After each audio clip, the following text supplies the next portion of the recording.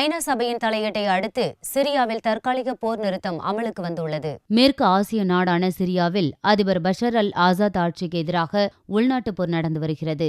சிரியாவில் அதிபருக்கு எதிரான புரட்சிப் படையினருக்கு ISIS அமைப்பினரும் சண்டையில் குதித்துள்ளனர். அதே நேரம் சிரிய அரசுக்கு ஆதரவாக ரஷ்யா களம் இறங்கியது. இதனால் உள்நாட்டுப் போர் தீவிரமடைந்தது. 5 ஆண்டுகளுக்கு முன் துவங்கிய உள்நாட்டுப் போரில் இதுவரை 3 லட்சம் பேர் கொல்லப்பட்டுள்ளனர். 80 லட்சம் பேர் அகதிகளாக வெளியேறியுள்ளனர். ஐநா மேற்கொண்ட சமரச முயற்சியின் விளைவாக அமெரிக்கா, ரஷ்யா உள்ளிட்ட 17 நாடுகள் பங்கேற்ற ஆலோசனைக் கூட்டத்தில் தற்காலிக போர் நிறுத்தத்தை அமலுக்கு கொண்டுவர தீர்மானிக்கப்பட்டது. இதன்படி வெள்ளிக்கிழமை நள்ளிரவு முதல் போர் நிறுத்தம் அமலுக்கு வந்தது. அலேப்போ, அல் கலாசே உள்ளிட்ட பகுதிகளில் வெடிகுண்டுகள் சத்தம் ஓய்ந்து அமைதி நிலவுவதாக தகவல்கள் தெரிவிக்கின்றன.